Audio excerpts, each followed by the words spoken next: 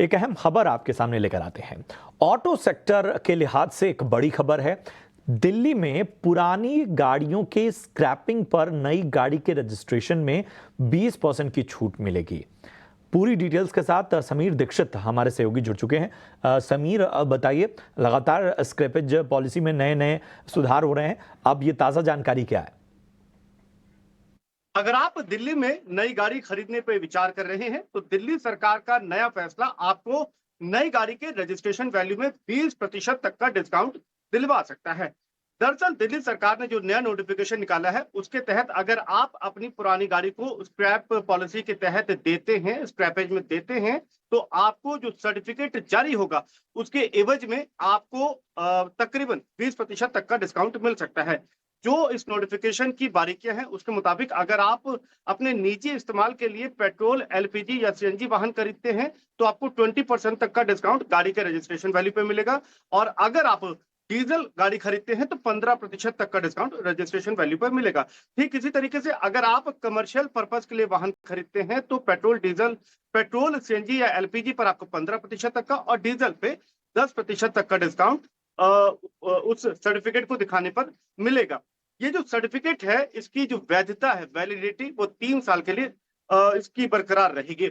सरकार का मत है कि इस एक कदम से वो ना सिर्फ ऑटो सेक्टर को बूस्ट दे सकते हैं बल्कि स्क्रैपेज पॉलिसी को भी बढ़ावा दे सकते हैं।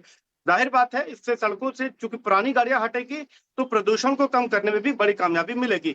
यहां तक तो सरकार फायदा देख रही है, लेकिन इस पॉलिसी में एक पेंच ये है कि इसके लिए सबसे जरूरी जो स्क्रैपेज इंफ्रास्ट्रक्चर है वो अभी तक पर्याप्त तरीके से नहीं बना है, जो कि पूरी पॉलिसी में एक बड़ा चैलेंज साबित हो रहा है। यही वजह है कि जो लोग अपनी पुरानी गाड़ी देना भी चाहते हैं वो इसको सही तरीके से कहाँ स्क्रैप करना है, किस तरीके से करना है, इसको अभी वो सही तरीके से जानकारी नहीं मिल पा रही है। और अब सरकार इस दिशा में भी कोशिश कर रही है कि स्क्रैपेज इंफ्रास्ट्रक्चर को बढ़ावा दिया जा सके ताकि पॉलिसी के साथ साथ पूरा इकोसिस्टम डेवलप हो पाए।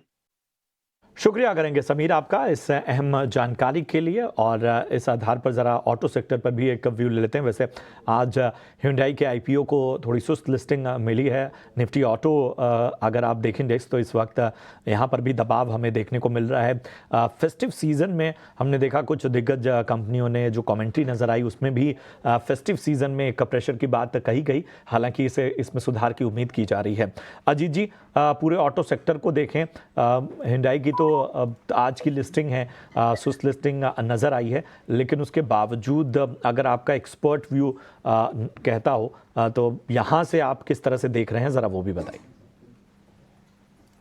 बिल्कुल प्रशांत, देखिए यहाँ पे दो चीजें हैं कि अभी तक जब तक की अर्निंग सीजन की शुरुआत नहीं हुई थी तब तक काफी स्ट्रॉन्ग परफॉर्मेंस हमने ऑलरेडी देखी थी, तो कहीं ना कहीं बेसिकली एक ऑप्टिमिज्म ज्यादा था कि due to festive season demand काफी स्ट्रॉन्ग रहेगी। और उसके परे एकदम अपोजिट अगर कमेंट्री आ जाती है तो ऑटोमेटिकली वहां पे आपका सेंटीमेंट चेंज होते हैं। उसी तरीके का बेसिकली रिएक्शन देखने को मिला है। इंडेक्स में भी करीब 7% के कट ऑलरेडी हो चुके हैं, ऑटो इंडेक्स में 7 अभी इस मंथ में सोफा, और स्टॉक्स पे भी इस तरीके का रिएक्शन देख रहे हैं। बट इसमें with in this auto space कुछ एक काउंटर्स ऐसे हैं जो कि काफी स्ट्रांगली होल्ड कर रहे हैं, जिसमें से टीवीएस अगर आप देखेंगे तो यहाँ पे आपको स्ट्रेंथ नजर आएगी। साथ ही साथ आपको आयशर में स्ट्रेंथ नजर आएगी जो कि अपने रिकॉर्ड हाइस के पास ही ट्रेड कर रहा है।